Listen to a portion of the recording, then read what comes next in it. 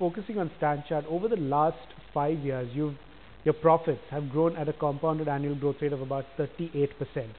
Given that things aren't looking as good as they were before, do you, or rather, would you say you're confident of still maintaining these growth rates and profits? No, I wouldn't talk about specific numbers, but I would say that we did have 5 years, I would say, of very rapid growth through 2005 to 2009. In fact, we started to see some slowdown from second half 2010.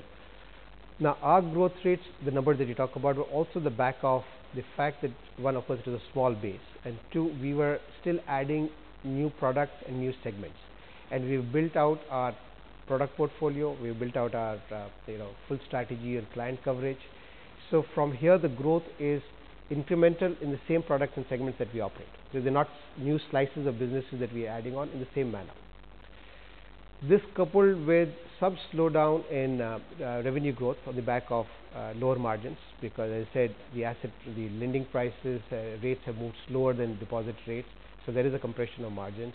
At our high base, I would signal more moderate growth for us, but we are quite happy with that growth, because as I said, we've built out, we've had a period of rapid growth. We are quite happy to grow on a sustained basis from here, and we think we should be able to grow. Right, now, just focusing on the retail side of lending, are you beginning to see some sort of hold back by borrowers on account of interest rates beginning to go up? People postponing decisions to buy homes or cars or take personal loans? Again, at an industry level, there is evidence to suggest that it's starting to happen, especially in housing loans. There is some slowdown, but and I would not say that we represent the bulk of the industry. We are relatively, we are operating in a segment which tends to be more affluent. In the segments that we operate, we are continuing to see strong demand, both in mortgages or personal loans or credit cards. So we are still seeing growth at the same levels we saw last year. But there is evidence to suggest that there is a little bit of slowdown, especially in housing loans. Now, unsecured lending on the retail side is what got a lot of banks into trouble in the last rate hike cycle. Would you say that in the current rate hike cycle, things are looking a little different, or people are beginning to behave the way they did in the last time? No, actually, I see it slightly differently. The last time that the banks had a loss on their unsecured loan portfolio, you're right there. That time was not so much due to interest rates rising, as it was due to indiscriminate credit being given. And I use a strong word, but it was indiscriminate partly because the data from credit bureaus was still not as perfect. And what ended up happening was that the same borrower was taking loans from multiple banks at the same time. And when it tipped over, a large number of people had too much debt for the amount they could support from their incomes. That's what happened last time as a crisis. And that was because a lot of people got excited about retail and everybody went and pushed credit to the same set of customers. The rates were not that high at that time. The rates are high now. So this is a different kind of a challenge. But the banks are far more careful in doing the credit evaluation. The data from the credit bureau is far superior. We, as all banks, are able to scrub and look at data from the credit bureaus, even for existing portfolios, and see whether they're over leveraged, and therefore start preemptive collection action. So there is greater learning from the past crisis. There is greater discipline in the industry than before, but the interest rate is a negative, going up, and that would cause stress to the genuinely marginal borrowers who would tip over from their ability to service the debt and not service the debt. But am I concerned that we are headed for a credit bust cycle? My feeling is no. I think we are. I think at least so far, unless this remains bad for a long period of time, I'm quite optimistic that the industry has learned its lessons and will not go overboard. Sure. Now, you did mention that credit bureaus have got, the data coming out of credit bureaus has got far more sophisticated over the last maybe 3 to 4 years. Now, while that's worked well for banks, a number of customers complain that now that their credit scores are in place, they still don't stand to get the benefit of differential pricing when it comes to loan products. Is that something you'd agree with? It's an evolution. I mean, I think you must remember that actually the banks and the customers are on the same side on this one. So it doesn't seem so, but they're on the same side. We would, as banks, like to differentiate more, so we can price the less credit worthy customer higher and the more credit-worthy customer better.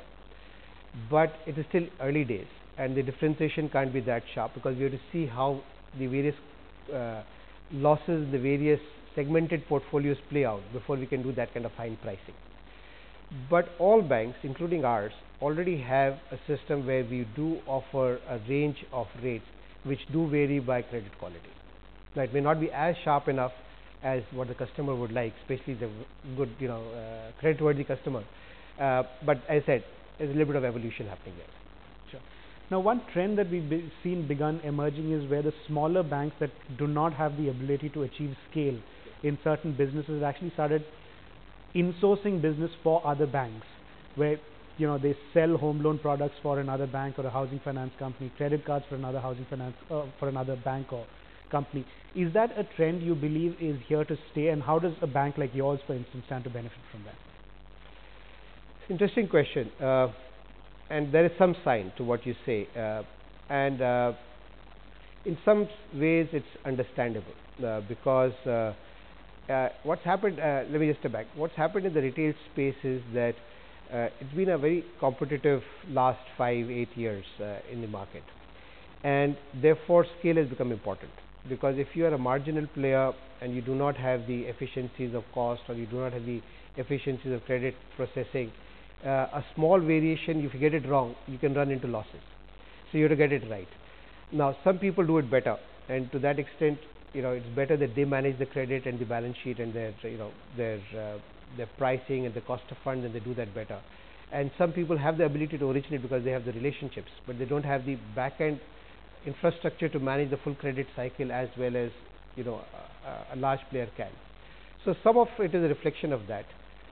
As a trend, I would tend to agree. I think there will be greater consolidation of people who are specialist retail players becoming larger, and people who do not want to get to that scale for any of those reasons, still participating by doing parts of the activity like origination or like whatever, especially their own customers and so on, and so that could probably happen that way.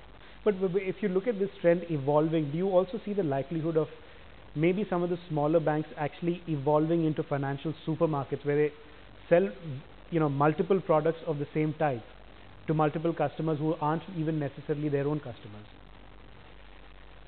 Now, if I'm getting your question, you're saying will the smaller banks become that? I would say perhaps no.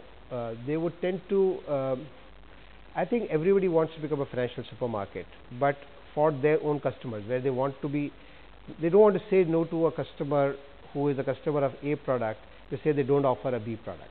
So even if they don't run the product themselves, they would like to be able to offer it to them. They would do a tie-up and they would do that. So that trend I am kind of in agreement with. But would they go out and just become sourcing agents for anybody and anybody? That's like the old DSA model. I think the industry is moving away from a pure DSA play to a more relationship aggregated customer focused play, also driven by KYC, regulatory push and all of that stuff, and all the frauds and losses that the industry has faced in the past. So as a trend, I would say, yeah, people would like to lock in their customers, offer the full range to their customers, but not be pure DSA.